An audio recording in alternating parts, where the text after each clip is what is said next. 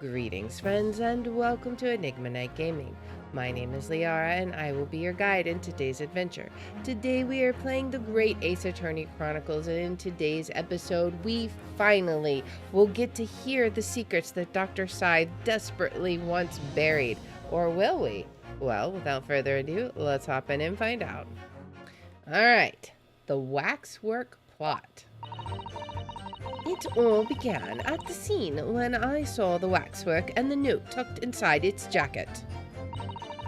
The actual body of the victim, as indicated in the note's instructions, was beneath the experimentation stage. The body had to be arranged in certain ways to implicate the defendant, which was my job. I enlisted the help of the entire forensic investigation team to dress the scene appropriately. The truth about the execution 10 years ago is a state secret of the highest level. I had to protect it. Or did you? I mean, questions. So I was right. The stage and the machine were all specially designed for the deception. So it seems, and all meticulously prepared. You did well to see through it. Did we? You're a very shrewd boy. So kind of you to say, indeed. And what about this autopsy report then? Yeah, I'm curious. All I did was record the location of the body as being in the Crystal Tower instead of under the stage. All you did? That's all? That's a terrible corruption. Only my team were aware of the deceit, and then only under my explicit instructions.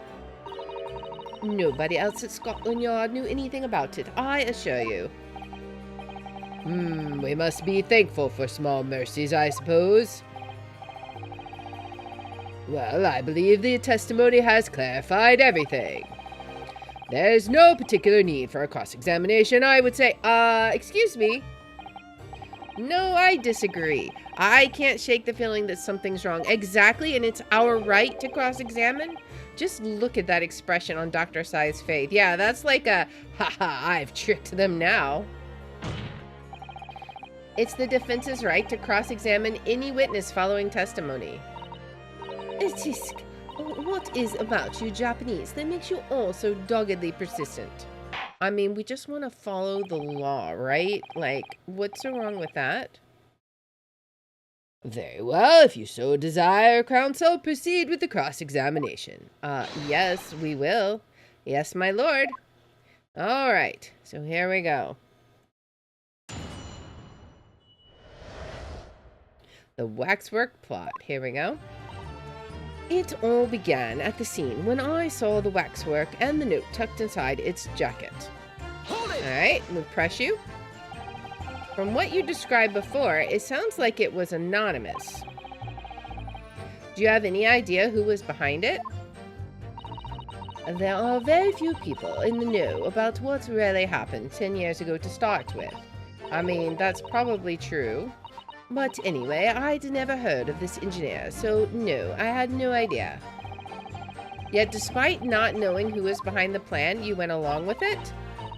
I had no choice. Protecting the professor's secret was my only concern. But the horse has bolted now, and the stable door will never shut again. Yeah, I think Van Zieks is really curious about it. Scotland Yard's reputation will be immeasurably damaged as a result of all this. Yes, thank you, Lord Van Zieks. I'm well aware of that. So, as I understand it, what you found in the birdcage was the waxwork model. Where then was the victim's body? Exactly. The actual body of the victim, as indicated in the note's instructions, was beneath the experimentation stage. Hold it! So, you knew about the special construction of the stage used to carry out the trick then? It was quite obvious what happened when the victim and with the victim and the waxwork. And you switched the two over, didn't you? In other words, you recorded the victim's body as having been discovered in the Crystal Tower, and the waxwork... I I wrapped it and sent it by carriage to the specified address at the specified time. And why were you given such directions? Presumably, so it could be recovered by Drebber and returned to Madame Tuspel's. I see. And then you put the birdcage back on the experimentation stage? Yes, although someone obviously made a mistake about which cage should go where. I thought I'd made it perfectly clear to the team, but still. I suppose you were focused on the victim's body, that being a more important detail. I mean, cover-ups are tricky, I guess. The body had to be arranged in certain ways to implicate the defendant, which was my job. Hold it! When you say arranged, I presume you mean with this, the screwdriver, Andrew, the screwdriver. Yes, the instructions in the engineer's note said something along the lines of fabricate some evidence to make it clear that Harebrayne alone could have killed Asmund. So, you mean that was your doing? I fetched Harebrayne's ridiculous screwdriver from the stage and took it with me, alone, to the abyss under the stage, where the birdcage had fallen. Alone, Doctor? Uh-oh. I didn't feel it would be appropriate to involve anybody else in that particular part of the deception. Oh boy, I wonder if she actually killed him. Like, maybe he didn't really die and she stabbed him. There was a void under the stage where I found the birdcage lying in the dirt.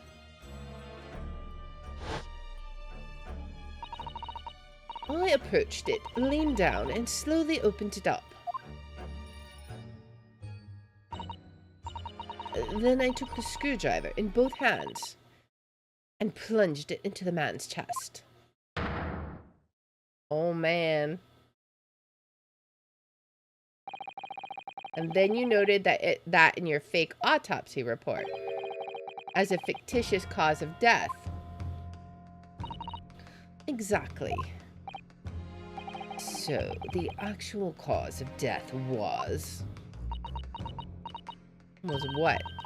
The trauma resulting from the 30-foot drop. My word. The cover-up, man. What is it, Miss Sasato? Something about Dr. Scythe's last statement is playing on my mind, that's all. Yes, mine too. Dr. Scythe? There's really no need to shout. I can hear you perfectly well. The defense calls for you to add what you just said to your formal testimony. Oh, which part? What I want her to supplement her testimony with is the real cause of death and what she did to the victim. The real cause of death. Let me look at our court record. Do we have anything that we can refute that with, I wonder? We have this image. That doesn't help us.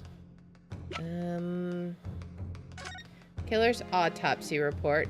Death by hanging. Maybe? That was for the professor, but I think that's why...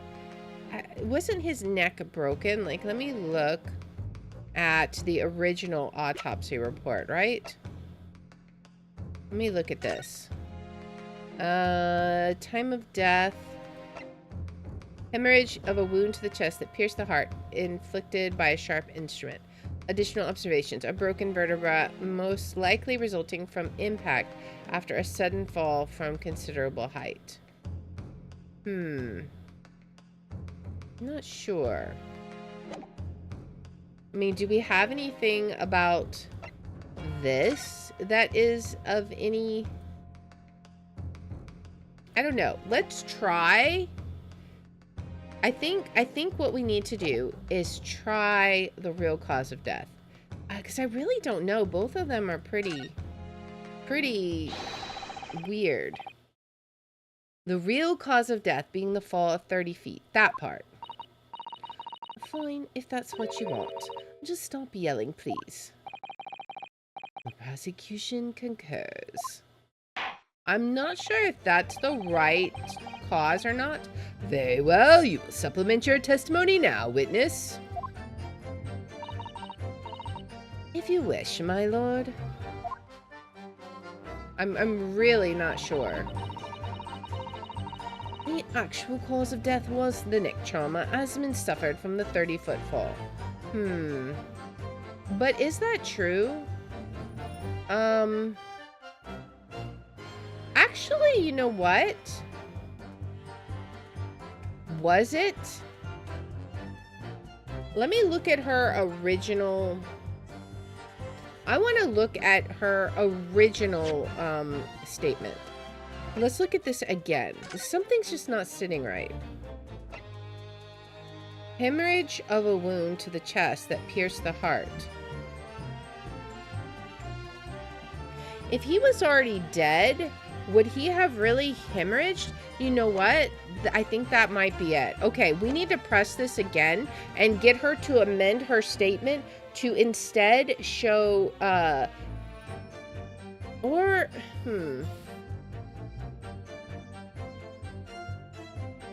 was it? You know what? Let's continue looking at our evidence. Let's look at the death photograph. That has been bothering me this whole time. Like, what is this, right? I always thought it was a piece of glass. Like, maybe he had gotten glass, right? Into his wound. But I've noticed these little bits here from the beginning. I don't think that was done with a screwdriver. Let's press it again. Hold it! Because something's just not right here. You're quite sure of that. It was a result of a broken neck. Yes, as professional, that was more than apparent. You'd never know just by looking at the photograph of the victim, though, would you? No, that's very true. Obviously not. Which is precisely why coroners are needed to determine the actual facts. Except for when they twist the facts around, ma'am. Yes, assuming they can be trusted. There's no point calling her assessment into question without evidence. Let's get back to the testimony. Oh, very well. I enlisted the help of the entire forensic investigation team to dress the scene appropriately. Let's press that one. The entire team in perverting the course of justice. She can't say anything. My team consists of the very best investigators there are. I demand loyalty from all members. We operate on a code of chivalry of sorts. I don't think chivalry... Yeah, you aid and abet a murderer, commit perjury, and dare to talk of chivalry? Exactly. Like, what even? It was a matter of priorities. What? Nothing was more important than protecting the secret of the professor. My team did what was necessary without losing sight of the primary goal. I consider their conduct exemplary. What even? Don't concede the point, Mr. Naruto. You mustn't let her win. I need a lawyer. I'll take that silence as tacit acceptance. Now, can we move on? The truth about the execution 10 years ago is a state secret at the highest level. I had to protect it. But at what cost? Faith in Scotland Yard is going to suffer a terrible blow as a result of this. And your precious secret is out now anyway. I mean, that's true. Yes, as you say. And I take full responsibility. Blow me down, Dr. Scythe! Surely there was some other way you could have protected the secret? No, there really wasn't. I've done my utmost, believe me. In many ways, I respect your determination. Oh, I nearly froze under that cold stare as she said that. I do believe she was being genuine, though, Mr. Naruhodo. I'm not so sure about that. So that's her story. She's admitted everything and revealed her full involvement in the crime. I do wonder if there could really be much more to it. Well, I don't know, but I just have a feeling. Do you, Mr. Naruhodo? The truth is, I find it strange too. How those two are reacting to this in completely opposite ways, I mean. Yeah, he seems like upset and she seems smug, like she has the upper hand. Something's not right here. Yes, exactly. Like, what is going on? For some reason, I feel sure they're still trying to hide something. Okay, so let's get her to amend her statement back the other way, because we didn't get any new information from the real cause of death. Let's see if we can get something about what she did to the victim. Okay, so now we've had her change her statement. I stood over the victim's corpse where it lay in the toppled cage and plunged the screwdriver into the chest. Okay, so, but look at this photo.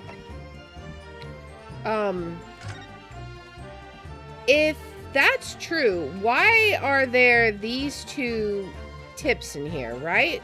So the screwdriver very clearly only has one little tip. I think we even examined this, right? We can look at it again. This is blood, Mr. Asmon's, no doubt. This is the problem with looking at murder weapons. Okay, so nothing about that, but this is a screwdriver. Even if the tip is broke off, it's a single tip, right? However, on the photo, there's two whatevers. Like, as I was saying before, I always thought they were like glass shards or something, but why are they there? If she stabbed it into his chest, why are they here? We're gonna try and present this. Objection. Because something doesn't add up here. I've got a nasty feeling. Like, that this inconsistency points to an extremely uncomfortable truth. What on earth is the matter, Counsel? Have you lost your tongue? I apologize, my lord. Dr. Syde, in that last statement of yours, there's just one point that seems to defy explanation. Out with it, my learned friend.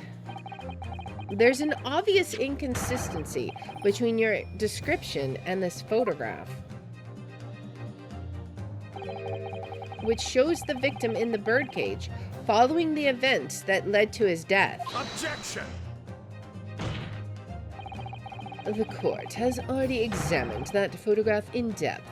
There's nothing new we can learn from it. But is there? Yes, we have already considered it, that's true. But we now know the facts to be different. What do you mean? I believe we should let the defense explain. Exactly. Where in this photograph would we see the alleged inconsistency with the witness's statement? So, I feel like it's gotta be here, right? There's just something weird here. Look closely at the bloodstain on the victim's chest. It clearly extends in a downwards direction toward the man's feet. Oh, that's true. If he was laying down, it would have just pulled out like this. He had to have been upright, right? And why is that significant, Counsel? If the victim were stabbed moments before the kinesis machine was set in motion, that's entirely expected. Of course. No, that's not what really happened. Exactly, my lord.